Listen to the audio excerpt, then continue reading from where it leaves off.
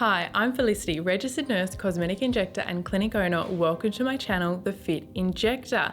Today I want to do something a little bit different and I'm going to call this DMs of a cosmetic injector. Now the reason I want to address these is I do get asked a lot of the same questions over and over again.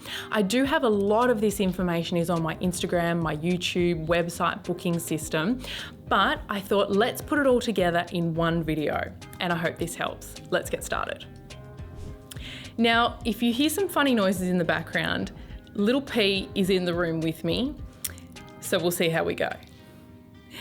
So let's skip past the weird and wonderful sugar babies, things like that, people trying to sell me Instagram followers and all of that. Let's get down to the real questions. So, how much for a gummy smile? Now, I get asked this a lot and my response is always you need to book a consultation because no two faces are the same. So I need to assess your face, assess what your gummy smile looks like and whether there are any additional muscles involved and whether we need to use just the anti-wrinkle injections or if you'd be more suitable to also use a dermal filler to help with the appearance of your smile, and then I can give you proper pricing. On my website though, you can find a guide to these services with a price guide as well. Next question, do you do the consults? Yes, I am a one-woman show, so you will be seeing me for all consultations and all treatments. Next one, are you hiring?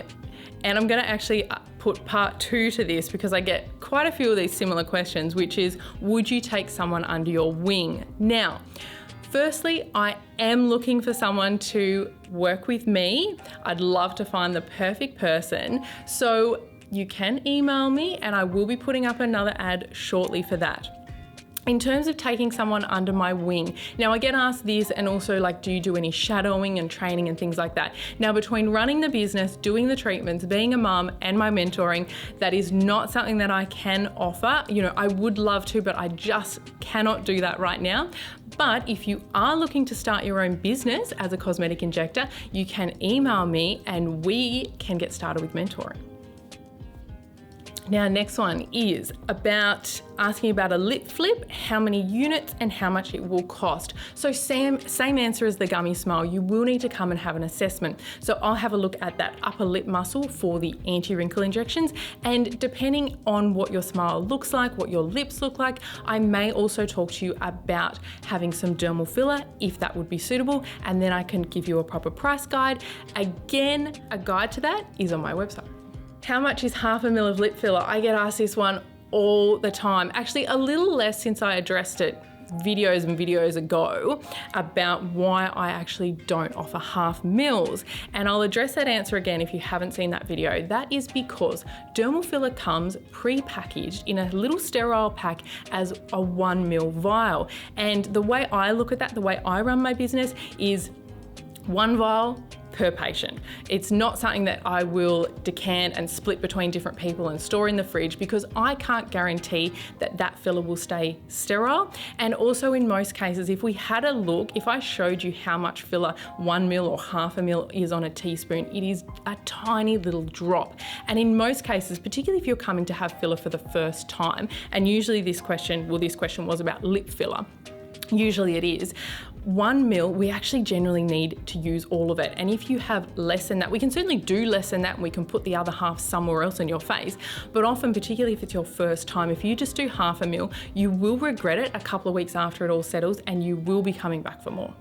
Next one is asking if I do Afterpay. Now, yes, I have FPOS, ZipPay and Afterpay, and you can use whichever payment method you like for all of the treatments. Now this one is really interesting and really common, and I'm going to put that down to social media and the exposure that young people have these days, which is asking if a 16-year-old can have lip filler with parental consent. Now 16, 17-year-olds, sometimes 15-year-olds ask for lip filler. Now legally in Australia you need to be 18 to have these injections, and no, we can't treat you if you're younger than this, even with parental consent. That's not a thing, and I will always let you know that and say you will need to wait until you're 18 to come in for a consult. Next one is, do you mentor nurses outside Australia? Now, I actually don't. The reason being, I have tailored my mentoring around those in Australia and around Australian businesses and our rules and regulations here. Now, the rules and regulations vary so much around the world. That is why I only cater to people here. So I really hope there are heaps of great people around the world, and I will always direct you to find someone closer to you who can help you. Do you have an online guide for how to start a business as a cosmetic injector?